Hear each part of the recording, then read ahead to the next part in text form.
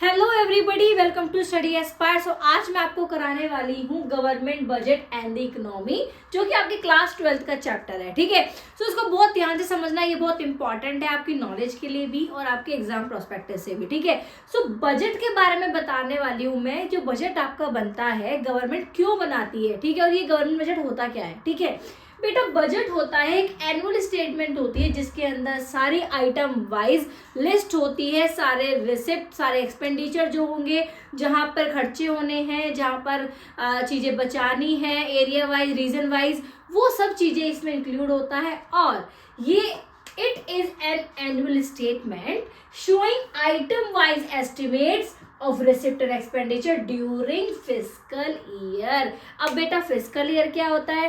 Fiscal year वो year होता है जो ईयर स्टार्ट हो रहा है 1 अप्रैल से और एंड हो रहा है 31 मार्च को। ठीक है, so that is government budget. Government budget क्या है, साथ साथ याद करते चलो, साथ साथ नोट्स बनाते चलो। ठीक है, और कोशिश करो जो मैं ऐसे आपको पढ़ा रही हूँ, अपने हैंड रिटन नोट्स को आपको दे रही हूँ, इनके साथ अपनी लैंग्वेज ऐड करने की कोशिश करो। ठीक है, इससे आपकी राइटिंग स्किल्स इंप्रूव होगी। सो गवर्नमेंट बजट अगर आता है तो आप क्या लिखोगे? Definition, it is an annual statement showing item wise estimates of receipt and expenditure during fiscal year. पूरे साल में क्या क्या खर्चा करना है, कहाँ कहाँ से पैसा बचाना है, किस पर पैसा ज्यादा खर्च करना है, किस पे पैसा कम खर्च करना है, वो सब कुछ एवरीथिंग आता आपका बजट में। ठीक है, उसको क्या कहते हैं बेटा? Government budget. अब ऑब्जेक्टिव क्या है, क्यों बना रहे हैं government budget? What is the objective behind that? Objective of government budget first and primary is reallocation of resources. इसमें क्या आता है, डेफिनेशन के साथ पढ़ते हैं। Through the budgetary policy government aims to reallocate resources in according with the economic profit maximization and social public welfare priorities of the country। अब government जो बजट बनाती है ना, अपने दो ऑब्जेक्टिव लेके चलती है।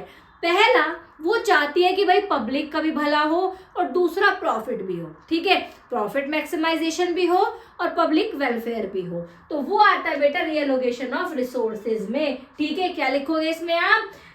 Through the budgetary policy. जो बजटरी पॉलिसीज बनती है, गवर्नमेंट क्या करती है? गवर्नमेंट का एम होता है कि रिसोर्सेज को इस तरह से रियलोकेट करे जिससे कि हमारा प्रॉफिट भी हो और लोगों का, पब्लिक का वेलफेयर भी हो। जैसे बैकवर्ड रीजन्स होते हैं, ठीक है, रिच और पुअर का डिफरेंस है, वो सब मैं आपको आगे पढ़ाने वाली हूँ 1 by 1। सो इसमें आपको ये लिख के आना है, प्रायोरिटीज गवर्नमेंट की होती है कि public welfare and profit maximisation. ये वर्ड में बार बार बोल रही हूँ, बहुत इंपॉर्टेंट है, लिखकर जरूर आना है। So government can influence allocation of resources through. अब गवर्नमेंट कैसे रिसोर्सेज को इन्फ्लुएंस कर सकता है? अब 2 तरीके से, या तो बेटा वो कंसेशन और सब्सिडीज दे, या फिर डायरेक्टली जो प्रोड्यूसिंग गुड्स एंड सर्विसेज को है उनके साथ जाए। अब देखो, अब बताती हूँ मैं एक एक करके। टैक्स कंसेशन और सब्सिडीज में क्या आएगा? To encourage investment. अब जब गवर्नमेंट सब्सिडीज देगा, कंसेशन देगा, किसको? प्रोड्यूसर्स को, तो क्या होगा? इन्वेस्टमेंट बढ़ेगी, डेफिनेटली बढ़ेगी। Government can give tax concession, subsidies etcetera to the producers. भाई टैक्स कंसेशन देगा, टैक्स कम लगाएगा उन लोगों पे। ठीक है, जैसे किसी की बहुत ज़्यादा आज के टाइम में डिमांड है, तो उसको क्या करेगा गवर्नमेंट? कहेगा हम सस्ती में आपको दिलवा रहे हैं। जैसे लकड़ी का काम है तो लकड़ी सस्ते में दिलवा रहे हैं, आप बिजनेस करो, बिजनेस ग्रो करो, ठीक है, इन्वेस्ट करो।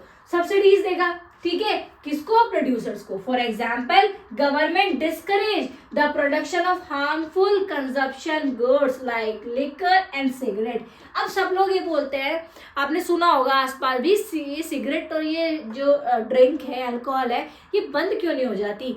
बंद इसलिए नहीं होती बेटा, क्योंकि सबसे ज्यादा प्रॉफिट जो गवर्नमेंट को होता है वो इन चीजों पे ही होता है। तो गवर्नमेंट क्या करती है, जो सबसे ज्यादा हार्मफुल चीजें होती हैं, क्योंकि अल्कोहल और सिगरेट तो बहुत ज्यादा हार्मफुल है, उन पे टैक्स ज्यादा लगाती है। टैक्स ज्यादा लगाने का मतलब है कि उस पे आपको टैक्स ज्यादा दोगे तो हर कोई खरीद नहीं पाएगा। ठीक है, हर किसी के बजट में वो नहीं आएगा।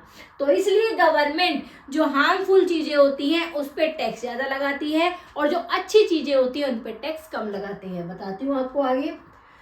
Through heavy taxes and encourages the users of khadi producers by providing subsidies। Khadi producer जो होते हैं, जो कि हमारे लिए बहुत अच्छा है, उनको सब्सिडीज देती है।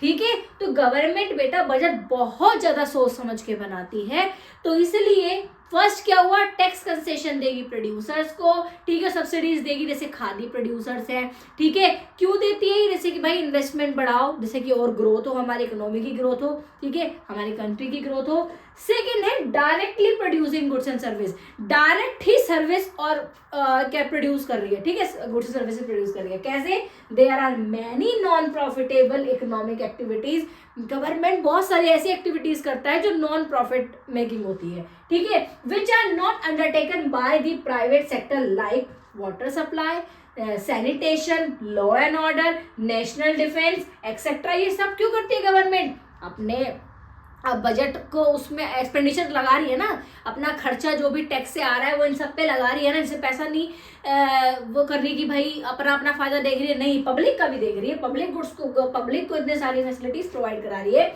Such activities are necessarily undertaken by the government in public interest to raise social welfare. क्यों करती है ऐसे गवर्नमेंट, जिससे कि सोशल वेलफेयर हो सके, लोगों का भला हो सके और अच्छे से लोग सब कुछ रह सके। ठीक है, तो बेटा ये फर्स्ट पॉइंट ये बहुत ज्यादा इंपॉर्टेंट है, आपको इसी तरीके से लिख के आना है, इसका स्क्रीनशॉट ले लो, ये बहुत ज्यादा इंपॉर्टेंट है, आई एम टेलिंग यू। ठीक है, सो गवर्नमेंट बजट आपको क्लियर हो गया। अगर कहीं भी डाउट होता है ना बेटा, I am there for you, कहीं भी प्रॉब्लम आती है आप मुझे बताओ, बस आप मेहनत करो, सिर्फ मुझे आपसे ये चाहिए कि आप मेहनत करो, मेहनत करके पढ़ो, सब कुछ अच्छा होगा। ठीक है, 100% सक्सेस मिलेगी आपको, आई एम टेलिंग यू। ठीक है, चलो जी, अब ये हो गया, नेक्स्ट ऑब्जेक्टिव पे चलते हैं। चलो, next objective of government budget is reducing inequalities in income and wealth. अब देखो, रिड्यूसिंग हम क्या बात कर रहे हैं, रिच यहाँ पे है, पुअर यहाँ पे, जो इनके बीच में इतना ज्यादा गैप है ना, इसको कम करने की बात कर रहे हैं। अब ये कम कैसे होता है, ये बजट पे भी डिपेंड करता है। चलो देखो, अब गवर्नमेंट का जो बजट बनता है ना, वो बेटा वो ये चाहती है कि जो इनइक्वालिटीज है ना हमारे रिच में और पुअर में, वो कम हो जाए। ठीक है, वो कैसे कम होगी, जो रिच पे है उन पे टैक्स ज़्यादा लगाया जाए और जो पुअर है उनको सब्सिडीज कंसेशन दिया जाए, जो कि हमारा जो उनका वो नीचे आए और ये ऊपर आए, मीन्स उनकी जो इनकम है थोड़ी रिड्यूस हो जाए और इनकी बढ़ जाए। ठीक है, चलो पढ़ते हैं। Economic inequality is an inherent part of every economic system.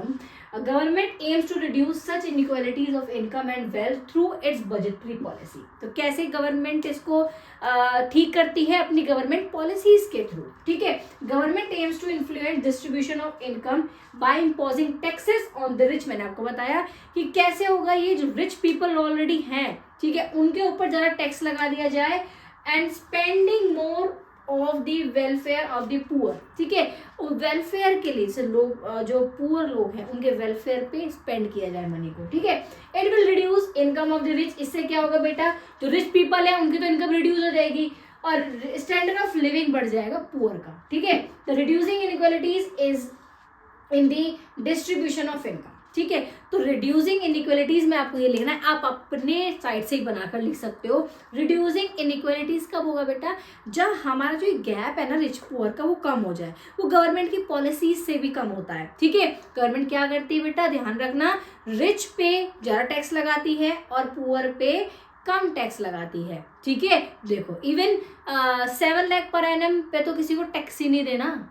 ठीक है, तो ये सारी चीजें सुविधाएं क्यों कर रही है, जैसे पुअर ना रहे, वहां से उभर जाए। ठीक है, उनका भी स्टैंडर्ड ऑफ लिविंग अच्छा हो।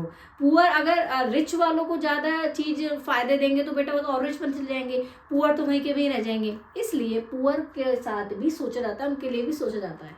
ठीक है, सो बेटा रिड्यूसिंग इनइक्वालिटी भी बहुत इंपॉर्टेंट है, क्योंकि आज के टाइम में हमारी इकोनॉमी में बहुत ज़्यादा इंपॉर्टेंट है ये। इकोनॉमिक स्टेबिलिटी में बात करते हैं बेटा हम हमारे इन्फ्लेशन और डिफ्लेशन की। ठीक है, अब जब इकोनॉमी में पैसा ज़्यादा होगा तब क्या होगा, जब इकोनॉमी में पैसा कम होगा तब क्या होगा। ठीक है, चलो जी, it means absence of large scale fluctuations in prices. Such fluctuations create uncertainties in the economy. ठीक है, government can exercise control over these fluctuations through the taxes and expenditure अब देखो, ये हम दो तरह से पढ़ने वाले हैं। First inflation tendency, second deflation, means inflation और डिफ्लेशन। इन्फ्लेशन कब होता है बेटा? जब aggregate demand is higher than aggregate supply. Mean demand इतनी ज्यादा है क्योंकि लोगों पे पैसा इतना ज्यादा है, इसलिए वो एग्रीगेट सप्लाई कम है और एग्रीगेट डिमांड ज्यादा है। Inflation tendency emerge when aggregate demand is higher than the aggregate supply. Government can bring down aggregate demand by reducing its own expenditure. Government क्या करेगी बेटा? इसको ठीक करने के लिए, जो ये इन्फ्लेशन होगा उसको ठीक करने के लिए क्या करेगी? खुद के खर्चों को कम कर देगी। बेसिकली इन्फ्लेशन में पैसा गवर्नमेंट का कम लगता है, पैसा बचता है, ठीक है। डिफ्लेशन में क्या होता है बेटा? Can increase in expenditure and give tax concession and subsidies. अब डिफ्लेशन में क्या होगा? लोगों के पास पैसा ही नहीं है, तो वो कैसे मार्केट में उतरेंगे, ठीक है। तो वो कैसे गुड्स एंड सर्विसेज थ्रू करेंगे, जाएंगे उनके साइड, या फिर कैसे अपने इन्वेस्टमेंट करेंगे। तो इसलिए क्या करती है गवर्नमेंट बेटा? लोगों को कंसेशन और सब्सिडीज देगी, जिससे कि प्रोड्यूसर जो है वो इन्वेस्ट कर सके, अपना बिजनेस कर सके, ठीक है। अब बजट को ना बेटा तीन तरह से समझ लो। बेसिकली तीन तरह का बजट होता है। पहले होता है बेटा balanced, second is surplus budget, third is deficit budget. अब बैलेंस्ड बजट में क्या होता है बेटा? जब खर्चा भी उतना हो रहा है और हमारी सेविंग भी उतनी है, मतलब जितनी रिसिप्ट है उतने एक्सपेंडिचर है, ठीक है। जब ये दोनों चीज इक्वल होगी वो होता है हमारा बैलेंस। मीन जब गवर्नमेंट जितना कमा रही है उतना खर्च कर रही है, वो बैलेंस बजट हो गया। सरप्लस कब होगा बेटा? जब सरप्लस में रिसिप्ट ज्यादा होगी और एक्सपेंडिचर कम होंगे, मतलब जब गवर्नमेंट को फायदा होता है भाई, क्योंकि गवर्नमेंट के एक्सपेंडिचर कम होते हैं और रिसिप्ट ज्यादा होती है। एंड थर्ड इज डेफिसिट, जब एक्सपेंडिचर गवर्नमेंट को ज्यादा करना पड़ता है और उसके रिसिप्ट कम होती है। क्योंकि बेटा हमारी जो इंडिया है वो प्रोग्रेसिव नेचर की है, मीन्स अभी इतनी ज्यादा डेवलप्ड नहीं हुई है, अभी धीरे धीरे हो रही है, इसलिए गवर्नमेंट को एक्सपेंडिचर ज्यादा करना पड़ता है, इसलिए अभी हमारे यहाँ पे डेफिसिट, ठीक है, अभी हमारे यहाँ पे डेफिसिट है, क्योंकि गवर्नमेंट को एक्सपेंडिचर बहुत ज़्यादा करना पड़ता है, इतना उनके पास रिसिप्ट नहीं हो पाते जितना उनको एक्सपेंडिचर करना पड़ता है, ठीक है। आई होप आपको समझ में आ गया होगा। तीन तरह का बजट होता है, balance budget, surplus budget, deficit budget, ये आपको समझ में आ गया होगा। अब मैं बताती हूँ आपको नेक्स्ट ऑब्जेक्टिव। So बेटा another objective of government budget is management of public enterprise. Public enterprise को भी अच्छे से मैनेजमेंट करना है, इस तरह से बजट बनाना है, ठीक है भाई। पब्लिक एंटरप्राइज कितने काम होते हैं, ठीक है भाई, उसमें इतने सारे डिपार्टमेंट जो गवर्नमेंट ने बनाए, उनका भी तो खर्चा होता है, सैलरी होती है, वो भी तो गवर्नमेंट को निकालना है ना। सो there are large number of public sector industries, especially natural monopolies, which are established and managed for social welfare of public. क्यों करना जाता है? क्योंकि जिससे कि सोशल वेलफेयर हो सके, पब्लिक का अच्छा हो सके, इसलिए गवर्नमेंट ये सारी चीजें करती है। Budget is prepared with the objective of making various provision for managing such enterprises and providing them financial help. अब देखो कितने सारे प्रोविजंस बनाती है गवर्नमेंट, किस लिए? क्यों हमारी पब्लिक का वेलफेयर हो सके, ठीक है। So that they make provisions for public welfare. और कितनी सारी इंटरप्राइजेस हैं जो गवर्नमेंट हमारी देखती है, ठीक है, only the purpose for public welfare, ठीक है। इकोनॉमिक ग्रोथ, इकोनॉमिक की ग्रोथ होना बहुत ज्यादा जरूरी है, इसलिए गवर्नमेंट ये भी दिमाग में रखे गवर्नमेंट बजट बताती है। It implies a suitable increase in rural GDP of an economy. Means GDP पे ज्यादा ध्यान दिया जाता है, ग्रोस डोमेस्टिक प्रोडक्ट, ठीक है। Can be an effective tool to ensure that economic growth. अब जितना ज्यादा जीडीपी अच्छा होगा उतना ज्यादा हमारी इकोनॉमिक ग्रोथ करेगी, ठीक है। If the government provide tax rebates and other incentive for productive ventures and project, it can stimulate saving and investment in economy. अगर गवर्नमेंट टैक्स रिबेट्स प्रोवाइड कराती है तो भाई एक तरह से उनकी सेविंग भी होगी और इन्वेस्टमेंट होगी इकोनॉमी में, ठीक है। Spending on infrastructure of an economy, भाई इंफ्रास्ट्रक्चर ठीक करेगी गवर्नमेंट, उस पर पैसा लगाएगी, हमारी इकोनॉमी उससे अच्छी होगी, इकोनॉमी की ग्रोथ होगी, ठीक है। इकोनॉमिक ग्रोथ की बात हो गई भाई, ये भी सोच ऑब्जेक्टिव रहता है गवर्नमेंट जब बजट बनाती है। फिर ऑब्जेक्टिव नेक्स्ट है बेटा reducing regional disparities. Regional disparities क्या होता है बेटा? रीजनल डिस्पैरिटी वो होता है एक रीजन में पुअर लोग बहुत ज्यादा रह रहे हैं, ठीक है, और दूसरे रीजन में रिच लोग बहुत ज्यादा रह रहे हैं, तो एक डिसबैलेंस हुआ पड़ा है। तो गवर्नमेंट क्या कहती है, जहां पर रिच है उन पे टैक्स ज्यादा लगाती है, और जो पुअर है उनके लिए अच्छे से अच्छा करने की सोचती है, उनको सब्सिडीज देती है। The government budget aims to reduce regional disparities through its taxation, भाई टैक्सेशन से ही कर सकती है, and expenditure policy for encouragement setting up production units in economically